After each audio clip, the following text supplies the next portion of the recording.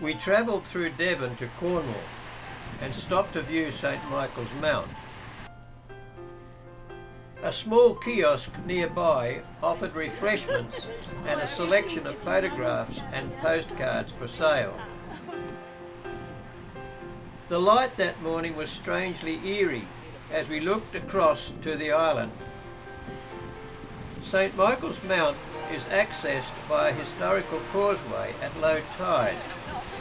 Unfortunately, we were not able to visit the community island on this day and had to contend with the view obtained from this beachhead.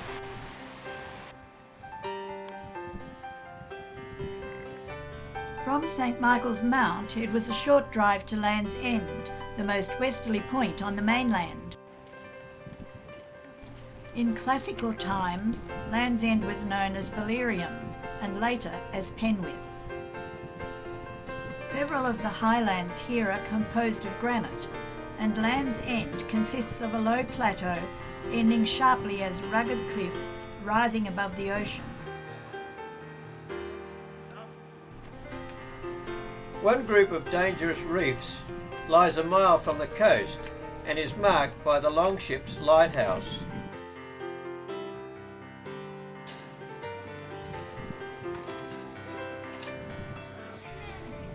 As we walked through an assortment of well-preserved old buildings, the Cornish flag fluttered in the stiff breeze. The only activity, apart from a few local birds, seemed to be the many tourists coming and going to visit this famous coastline. It is no doubt a tourist stop. Steeped in tales of smuggling and mystery, this place in Cornwall has a fascinating attraction for its mystique and beauty.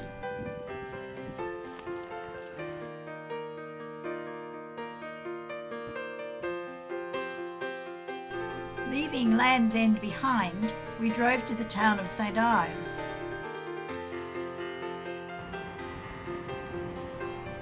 From the hill overlooking the town, we could see a great number of houses and a modern residential area which we were led to believe housed many fishermen and local artists.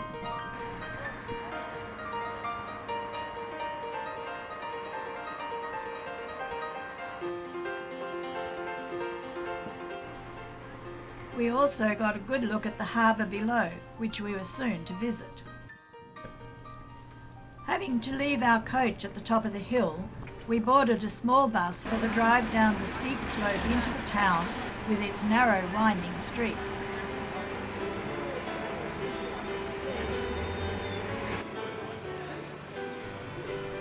The streets were narrow and hilly and wound around the town, so that we had to take care to remember our way back to the red bus terminal later.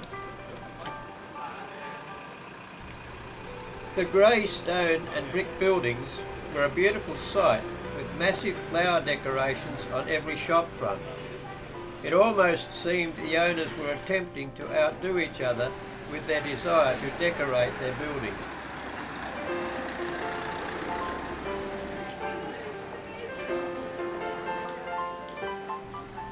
As it was near lunchtime, it seemed a good idea to visit a bakery and try out a famous Cornish pasty.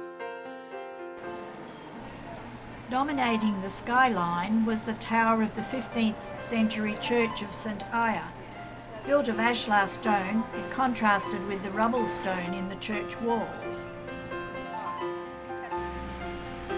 A walk down the winding street of Market Place brought us out onto the sandy beach of this lovely holiday centre. The tide was out at this time of day, and the boats were left high and dry, scattered around on the sand of the sheltered harbour. However, we acquired this photo showing the harbour at full tide, which obviously accounted for this sign on the pier. The mild climate here, coupled with the sandy beaches, makes St Ives a very popular holiday resort, an industry which has superseded other activities in the town. The name St Ives commemorates St Aya, a 5th century woman missionary who according to tradition floated over from Ireland on a coracle or leaf and was later martyred. The holiday mode was very evident as many children and adults wandered along the foreshore and across the wet sand below the pier.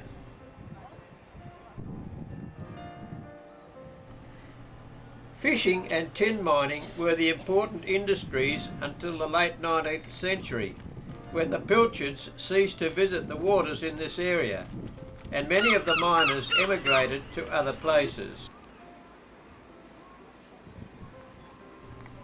Ropes, traps and nets at the end of the pier indicated that an interest still existed in obtaining a living from these waters.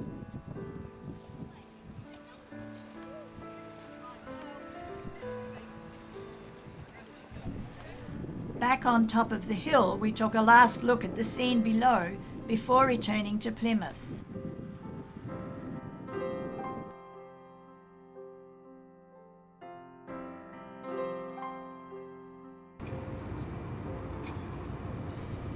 Plymouth was the site of our overnight stops. We did the usual harbour cruise, which took in the steps where the Pilgrim Fathers left on their voyage to America on September the 6th, 1620.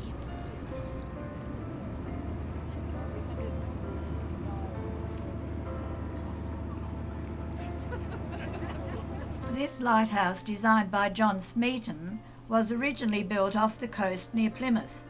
It was dismantled in 1882 and rebuilt here on Plymouth Hoe. Cruising up the Tamar River, which divides Cornwall and Devon, we sailed past the naval dockyards, where some of Britain's latest warships and submarines were drawn to our attention. That's the two nuclear submarines, the Torbay and the Trafalgar. Next, nuclear powered but not nuclear armed. They fired the Tigerfish helmet torpedoes.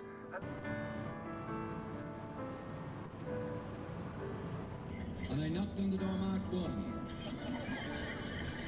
And I asked the lady what she knew. Leaving Plymouth, we headed for the north coast of Cornwall and stopped for lunch at the small village of Tintagel. The weather was wet and windy, so we were unable to eat outdoors in the open. Tintagel is famous for its association with the legend of King Arthur and his knights. The village is sometimes known as Trevena and stands by the sea on a bare upland.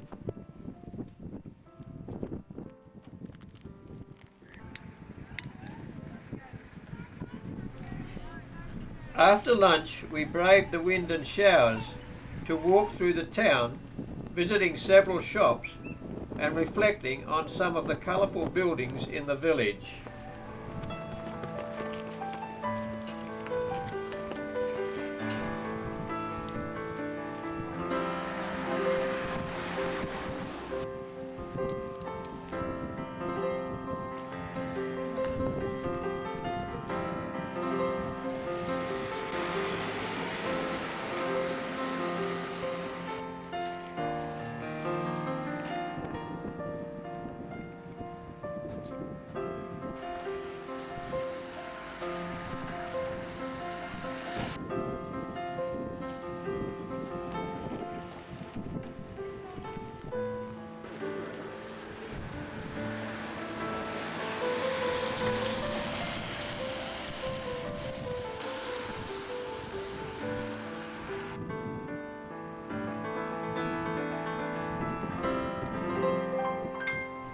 In the main street stands the old post office, a 14th century stone building built like a medieval manor house and now belonging to the National Trust.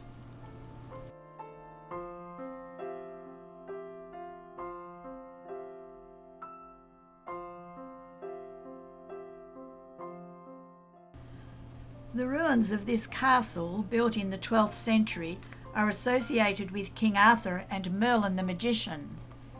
Its history is said to be full of mystery, myths and traditions. Set high on a cliff top, we did not make it to the castle, but were able to acquire this photo for our collection.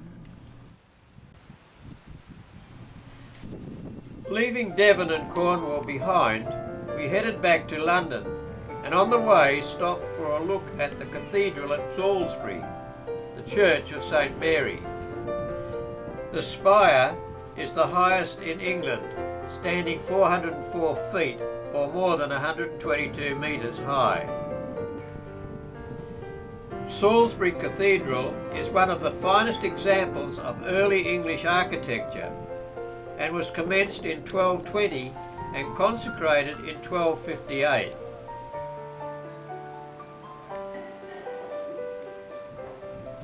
The west front of the cathedral was the last portion of the original building to be completed and is richly ornamented, bearing signs of the then transition to the decorated style. Unfortunately, we did not have time to enter the cathedral, so had to content ourselves with a view of the outside walls with their splendid ornamentation.